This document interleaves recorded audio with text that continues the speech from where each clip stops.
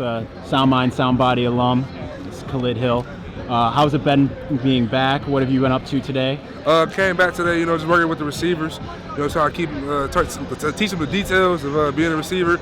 Teach them little notes, coaches giving them, just kind of reiterating what they were saying, and telling them, you got to be able to listen and be coachable, while I'm with these coaches, because that's what they're looking for.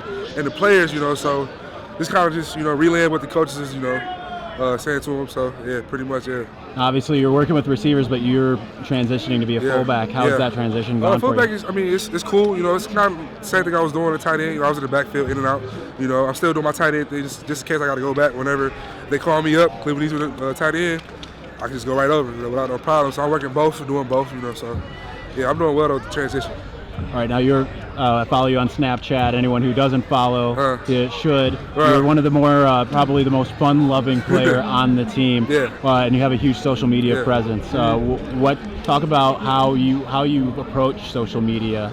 Basically, I approach social media. I try to be relatable to all the different people out there. Everybody has their own way of acting, has their own, they're their own person. You can't want to be like somebody else. Everybody's different, so you just do what you want to do. You be yourself. Don't let nobody tell you can't be different. So on social media, I just try to relate to everybody. I try to be fun. I try to be open to learning people. I'm an open-hearted person. I talk to all the fans. Whoever reach out to me, I talk to them. Whoever needs something, I just try to do what I can. So yeah, that's what I want to do.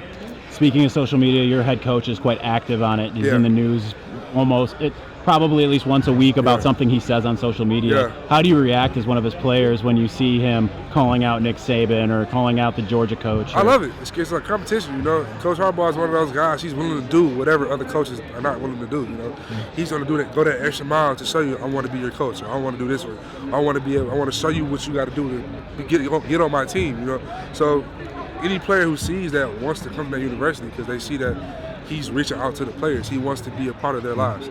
So that's a great attribute that he has. Other coaches don't have. More coaches want to be laid back. That was my whole view on the coaches who was against the talent like him. You're a coach. You got to be willing to do things that, that'll always go, So you got to be able to go that extra mile, Now you're somewhat of a veteran on the team. Yeah. We got all the freshmen are about to report late next week, or a couple weeks here actually. Yeah.